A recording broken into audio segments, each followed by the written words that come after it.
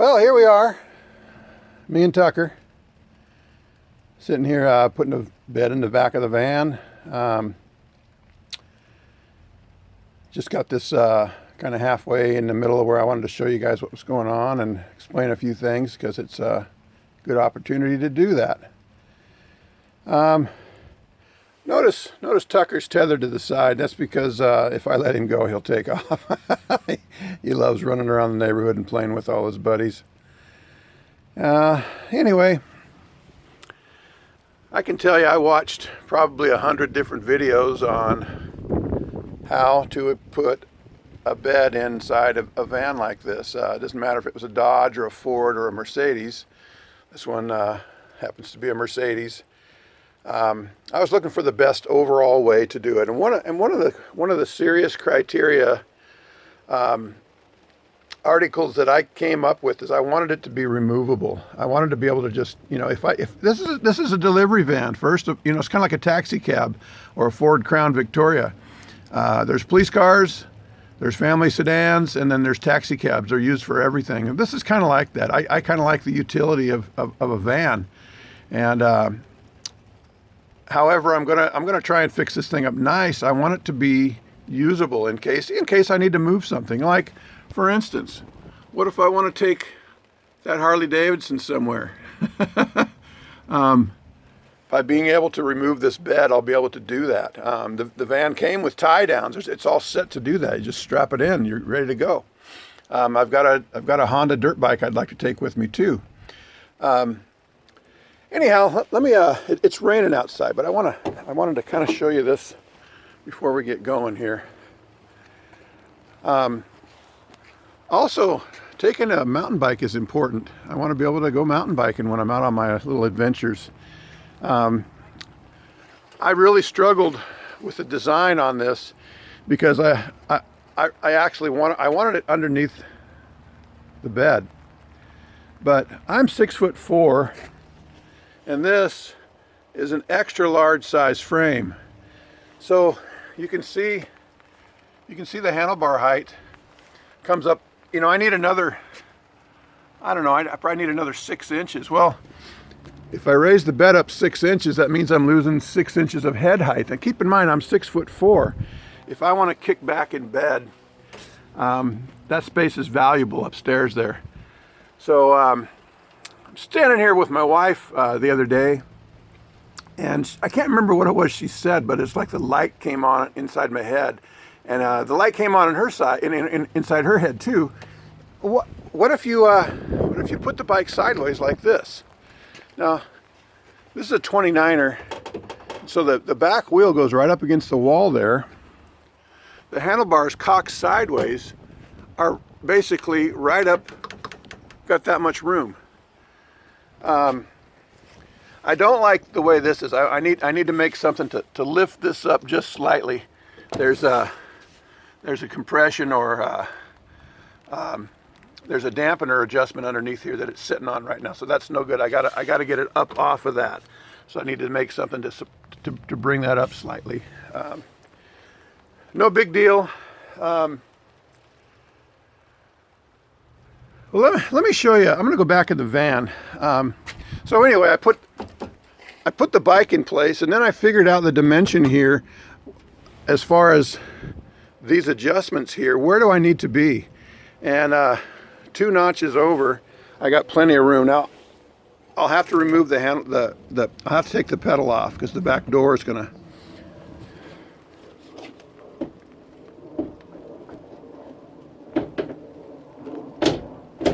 Actually, it doesn't. Sweet. Okay. So I guess I can get away with leaving the pedal there. That's cool. Anyway, I watched probably 100 different videos on how to put a Sprinter van bed in the back. And it doesn't matter if it was a Ford or Dodge or a Mercedes. They all kind of mount the same. And, there's 100 different ways to do it. You watch 100 videos, there's 100 different ways that it's been done. And I'm not criticizing anybody. I am not saying there's no one right way. There's no one wrong way. There's a lot of ways that I definitely wouldn't do it just because of the way I like doing things. This is the way I did it. And I wish I could remember the guy's YouTube channel, because I got this idea off another guy's YouTube channel. But he suggested using this E-Track is what it's called. They make vertical E-Track and they make horizontal E-Track. This is horizontal. I tried to order one 10-foot piece to go the entire length, and that would have come out to here somewhere, and I would have had to cut it here anyway, because you've got to find mounting locations. So there's a nut there, excuse me, a bolt there, and you can see I've got there's the riv nut you can see there. Man, that's a little off. I think it'll be okay. These are made by DC Cargo out of New Jersey. These are $31 a piece for 5-foot sections. So I got 4 pieces of 5-foot sections, and then they've got these brackets that come out that easy. The brackets look like this. They're designed to fit a 2x4. They got this little spring to kind of hold them in place. They go in like that. They come out like that. So again, one of the design criteria was that I wanted it to be removable. I got it in the wrong location. I'll go over one more. You can see how removable those are. They come right out. Notice, and they do rattle around a little bit. I'm thinking about putting a little shim in here. Just get a little eighth inch piece of shim, maybe glue it onto the 2x4, and then screw it off on the side. And there's a hole on the bottom, 2 holes on the bottom. Maybe screw those off. If you want to remove your bed, well, you got to take those screws out, but at least it won't be rattling around. These center ones are worse because I cut the 2x4 probably 1/8 of an inch too short, thinking that would go in better, but I didn't realize it was going to rattle. So the forward, the rear, and the center one are nice cuts, and they don't rattle around too bad. Also, if you'll notice, the way I drilled my holes, I've got 24 bolts. And right now, these are out of my bike shop. I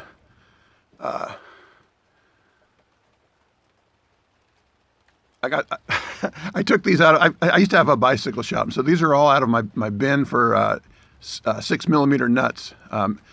6mm bolts. But I didn't have enough of them to do the whole thing. I needed 24 of them, and I don't want 24 of all different kinds. I've got 4 of these. I got 5 of these kind. I went down to the local hardware store, and they had like 10 in stock. So then I went to Amazon, and I found out you can buy a pack of 25 for about half the price of what you'd pay individually at the hardware store. So that's what I'm doing. I got to wait till Tuesday, and they'll be in. So these are all these bolt locations are riv nutted in. I would suggest getting an 11/32 drill bit, or a 23/64 works even better for the riv nut. And those are 6mm riv nuts,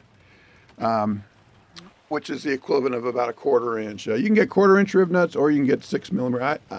I went with metric. This is a Mercedes out of Europe. It's supposed to be metric, even though they're built in South Carolina or North Carolina or whatever. So anyway, I got those nuts coming. By the way, these brackets are rated for 500 pounds a piece.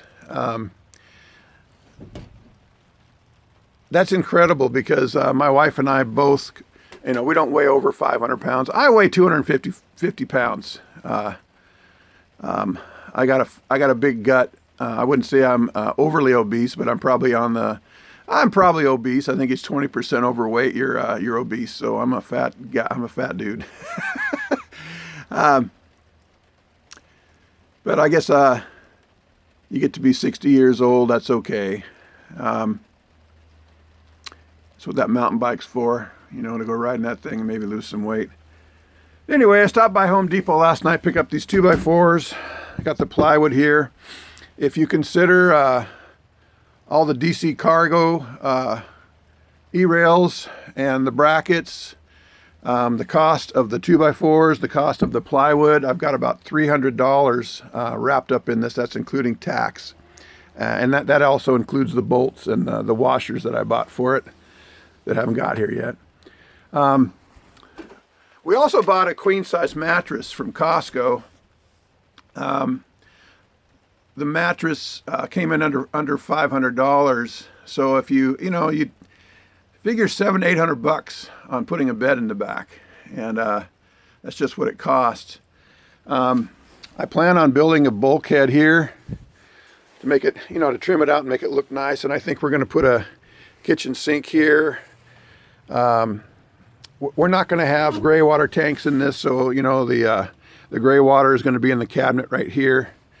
We already have a DC refrigerator, so we're going to use that for a while, but I would like to get a really decent DC, probably an AC/DC refrigerator, and I know a lot of people put them right here. That might be where this goes. We're not sure yet. In the front, we got this van with the swivel seats. And I really like that. It's nice to be able to, in fact, I'm going to sit down right now in that. I'm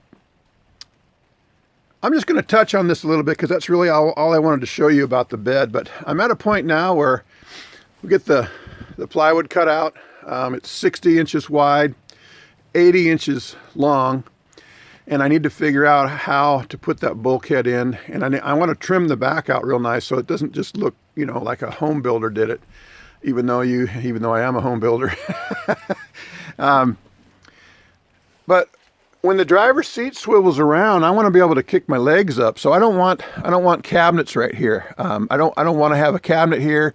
Maybe a footstool type, maybe something where a passenger could sit here. And then maybe a cabinet or a desk or something there where we can eat breakfast or whatever. So I'm still in the designing stages. Notice I do have some Thinsulate material put in. I've got a whole nother roll in the garage. Obviously I'm not finished yet. I haven't done the roof, but I wanted to wait until I ran the wires. And again, I'm just kind of playing this by ear. So far, I think I've done a pretty good job. You'll have to see the floor later because I've got the cardboard up there right now. I'm going to leave the cardboard down until I get done. I don't want to scuff it all up. I'm kind of clumsy that way. I tend to break things, and I shouldn't say that. I'm just trying to do the right thing. By the way, that cardboard, that was my template that I used to cut out the flooring. So I use it as a protector. So anyway, I'll get back with you later on. Me and Tucker. Tucker's been he's been my friend lately, hanging out with me.